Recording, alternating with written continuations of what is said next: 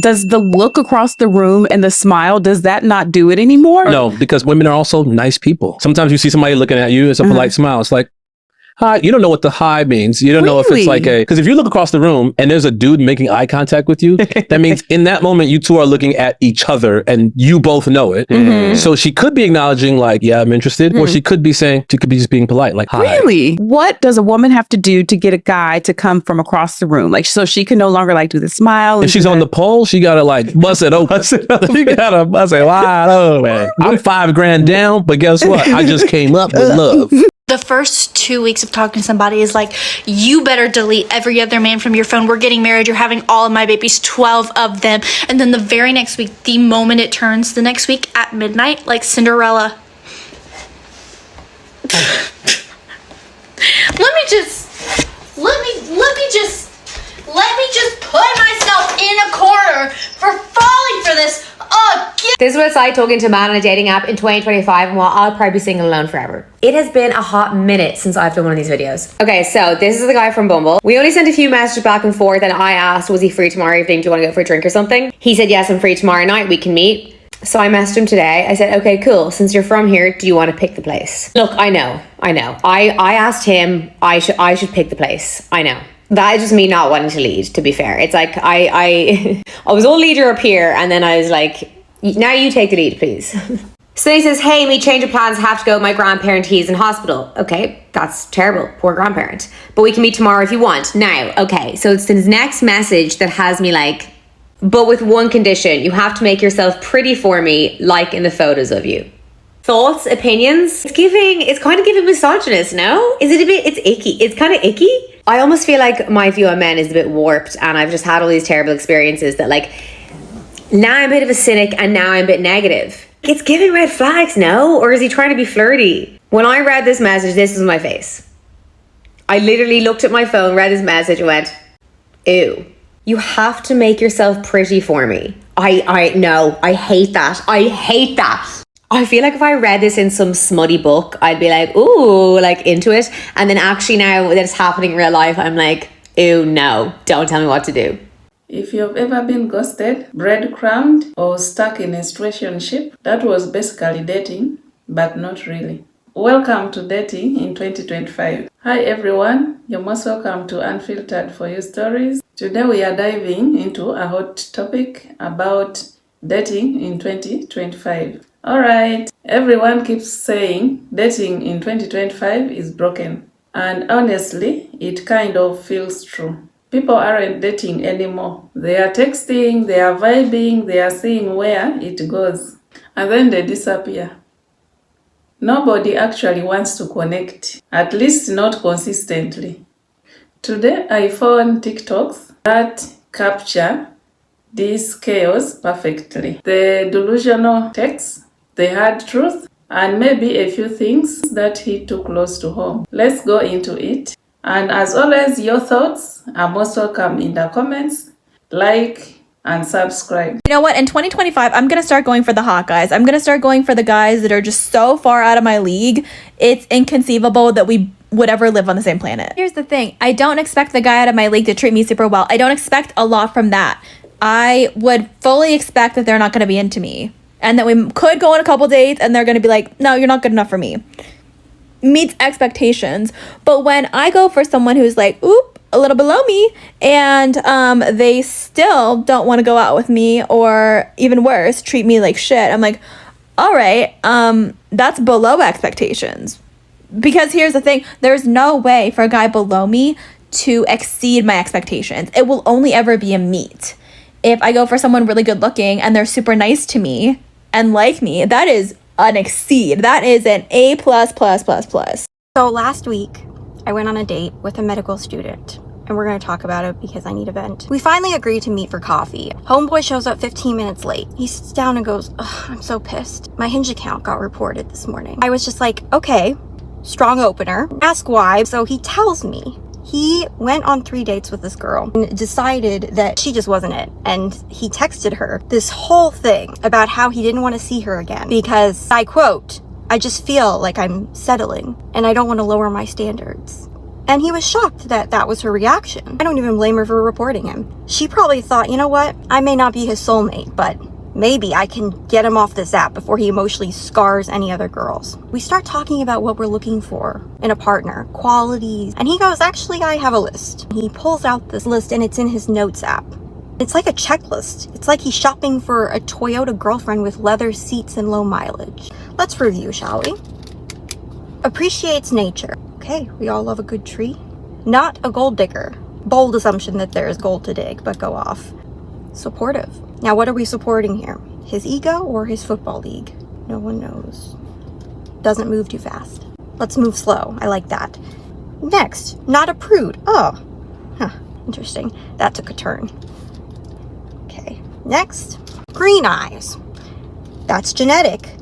Not really a personality trait, but go off, king. Wears makeup, but not a lot. So she must look flawless, but pretend like she just rolled out of bed. Next, knows how to chill. So she's laid back, never lazy. Basically a golden retriever with boobs. This one gets me every time. Not a psychopath. Not a psychopath should not be on this list. It should be the default. It's like putting on your list, must actively not be on fire. This one's funny. Debt-free. Especially since he just got done telling me that so far he's accumulated almost $300K worth of medical school debt. But then he drops this gem. Body count, less than 3. Oh, sir, why are we bringing up body counts over a cold brew? He casually mentions his number, 50. 50. You got your little passport stamped on every continent, it seems. Your body count has its own area code. And lastly, someone who gets along with his mom, but doesn't ask too many questions. Because, I quote, she's just a lot sometimes. In conclusion, he wants a green-eyed, emotionally stable, low-mileage forest fairy who's never been kissed, but somehow knows exactly what she's doing in bed. Meanwhile, he's emotionally constipated, banned from Hinge, and walking around with basically a PowerPoint presentation of his standards. I came for a date. I left with a prescription for celibacy. I'm just done. I'm moving to the woods. I'm gonna go date a rock. That's it. I'm off, men. I'm seeing other mammals. I got an AI girlfriend, and here's why you should too. I've been in a relationship for about 2.5 years, and I've definitely felt unfulfilled. My girlfriend really won't let me do anything, and she's put up a bunch of boundaries, like I'm not allowed to place $1,000 parlays, I'm not allowed to buy a bunch of guns, I'm not allowed to throw bowling balls through car windshields, and it's really restrictive. But my AI girlfriend lets me do whatever I want. She convinced me to quit my job because I didn't think my manager could hit the Dougie, and I asked him to hit the Dougie and he wouldn't do it, and she was like, that's a good enough reason to quit, and I'm glad I did. I never would have done that otherwise. I'm not using coasters anymore because I feel so empowered by her.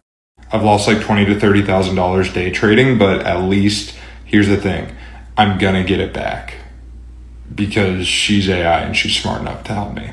So just write down all the things your girlfriend doesn't let you do and start putting those into AI, and finally you're going to have a partner who really respects you and really trusts you, and you're going to be more fulfilled than ever, and you're finally going to achieve happiness in this life. I can't wait till we walk down the aisle, but it's going to be weird getting it clear. Do you know what's offensive? Dating apps in your 30s.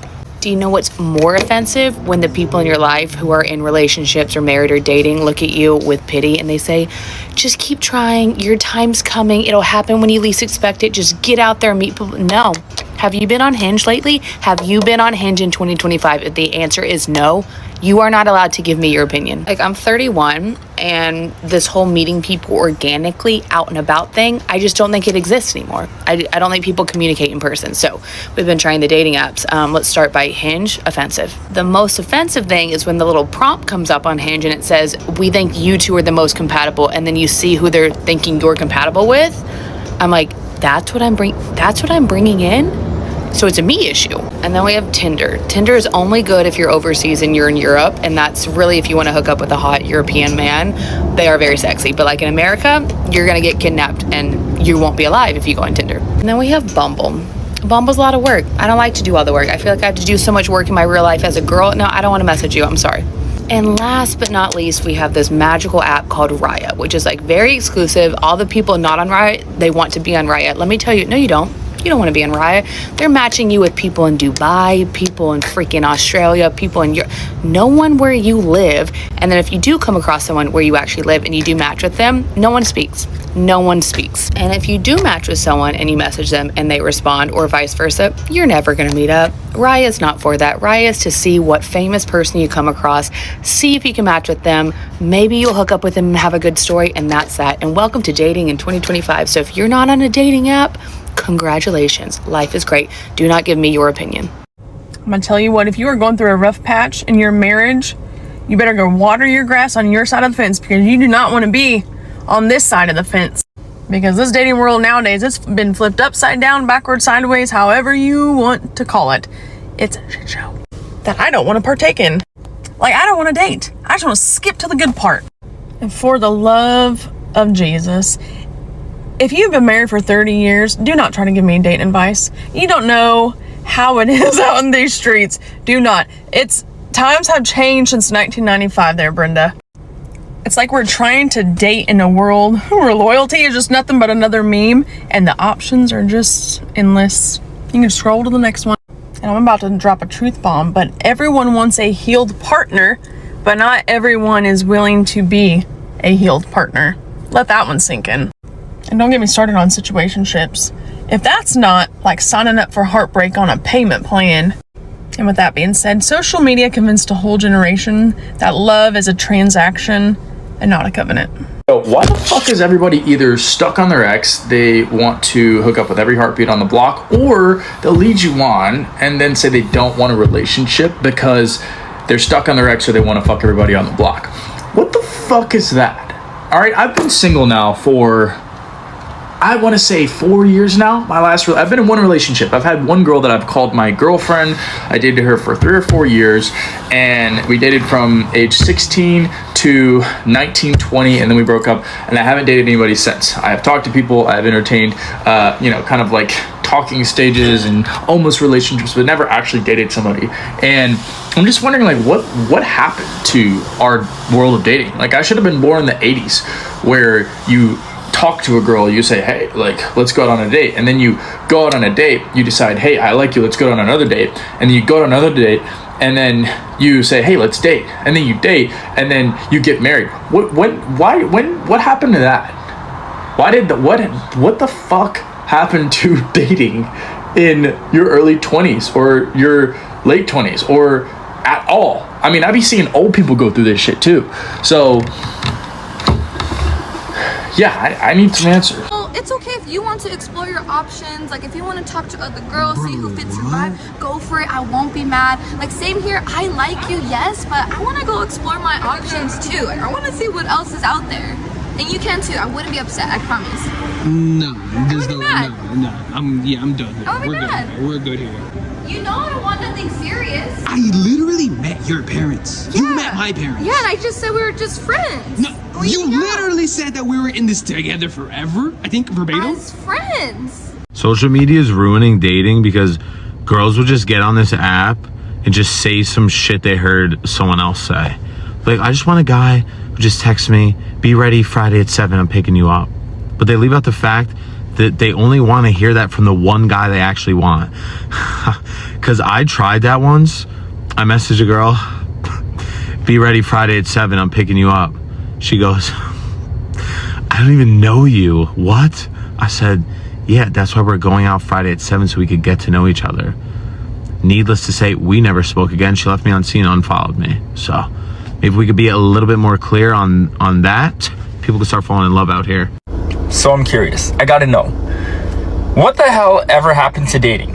You used to just be able to message someone on a whim and be like, hey, you want to be spontaneous tonight? Go out. You'd get in the car, you'd go for a drive, and wherever you ended up, y'all would be content with. It used to be fun.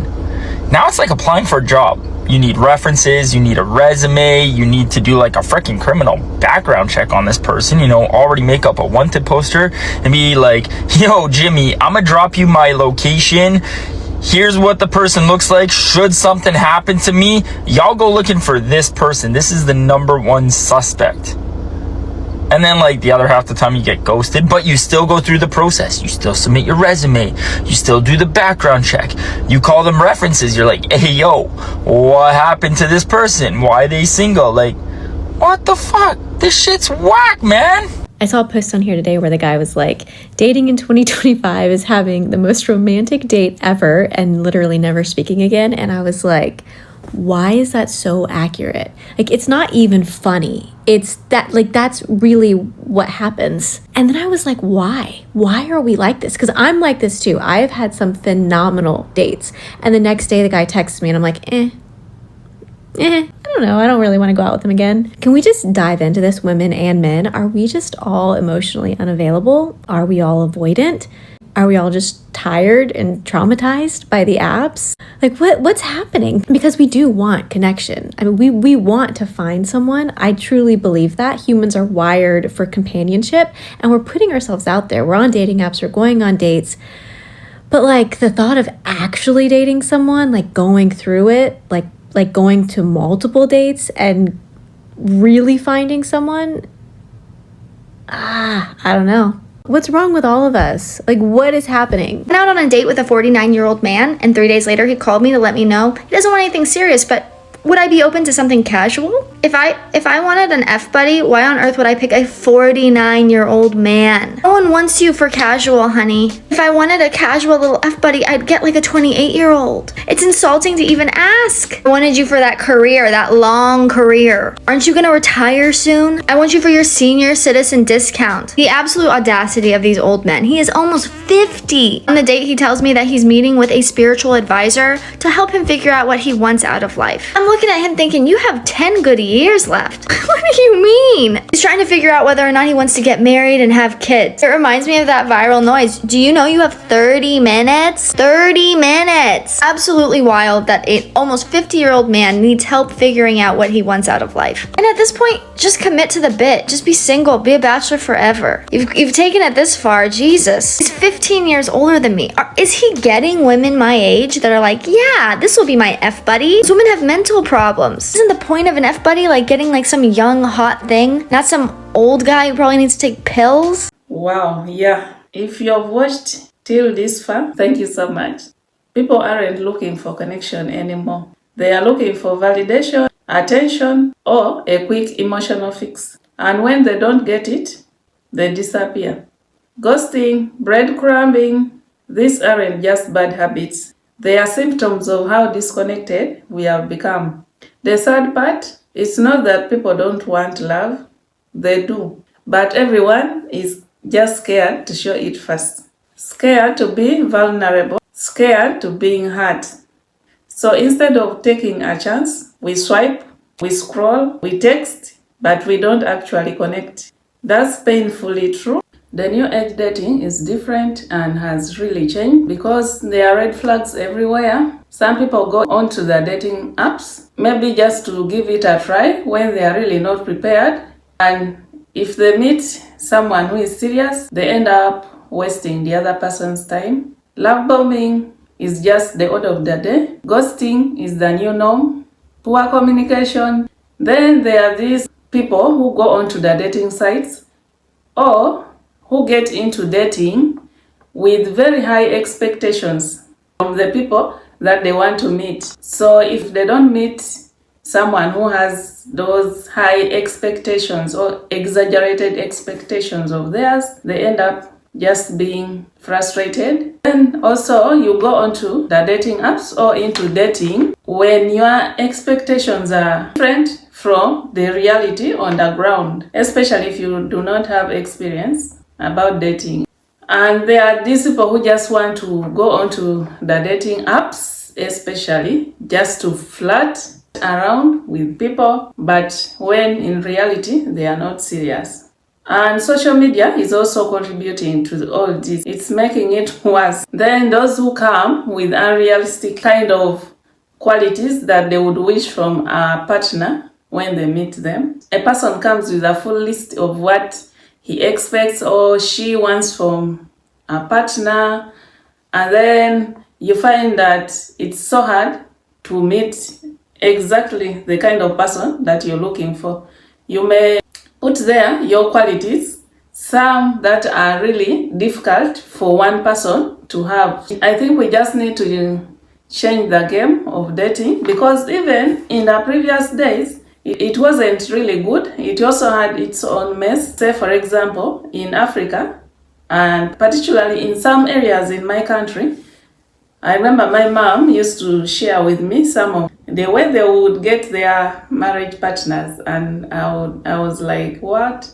So in some parts of this world, there was no dating, not even courting, as of course it's called in some cases. There was nothing like that. Maybe the parents would just meet and then plan for your marriage. No dating, no courting, no meeting even this person like before. They just tell you you're going to get married. And then you begin wondering to who. They tell you to so and so son. You ask which one. They tell you the other one. And then you're like, oh my God. Maybe you know this boy's characters and you are not really in for him. Or he doesn't attract you. But because the parents have arranged, you end up just going with this boy, and there was no questioning. Parents had all they say in marriages of those days, but at least now we have our freedom of choosing whom we want to be with or whom we want to date. And then also my mom told me sometimes if a boy has liked you, they would just come maybe in the night. You know, with the village setting, you don't have the inside bathroom or toilet. So you get out maybe in the middle of the night, you go for a short call. As you're doing your thing, guys are already there. It seems they knew how to time, like, so you'd be there doing your thing. As you finish like this, they mug you. They carry you up to the boy's home. Sometimes the parents are not even aware, or they are not even involved. So you just find yourself in someone's house. No dating, no courting, no nothing. But because the guy liked you, and they just came and carried you, and there was no even case like you report a case to the LOC chairman or you just get married like that. So it wasn't also easy.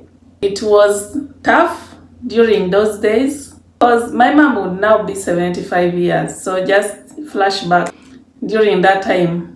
And yeah, that is how things were. Sometimes they just tell you you're going to get married to someone because maybe these people are friends, especially the father. It's the fathers, by the way, who had the say in the marriage or relationship things. Even mothers didn't have much say. So once their father has said, you're getting married to this person, that is it. Whether you've ever seen him or not, you just go. Sometimes they would meet at the drinking places and they talk their things.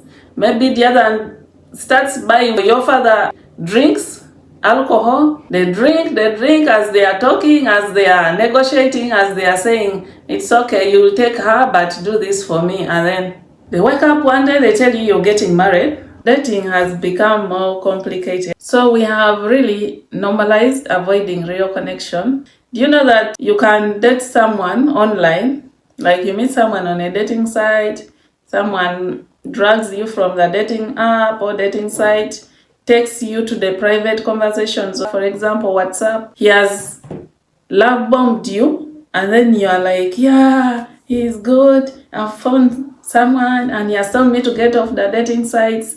And then when you begin talking, just within a week, that person disappears. The person blocks you, the person ghosts you. If people begin having AI girlfriends and boyfriends, what will the future of our children or our own future be for those or for us who don't believe in AI girlfriends or AI relationships? Previously, it was men who were first approaching the women. But now with this current dating, it's like men are also sitting back. You met, you've liked each other on the dating app, and then when you come to the communication part, the girl thinks the boy will text first, and then the boy also is scared. Is like, supposing she'll not respond, or supposing she responds in a bad way, So everyone will be waiting for the other to text. It's exhausting. But that is the current dating system. So there is nothing much we can do. We shall just get along with that for now. So yeah, dating in 2025 is complicated. We have built habits and systems that make connection seem impossible, and it's exhausting. But maybe the bigger lesson is this. The problem isn't dating itself. It's that we have forgotten how to be vulnerable. We are so afraid of being hurt that we forget to show up authentically. And that's what people really crave. I want to hear your thoughts.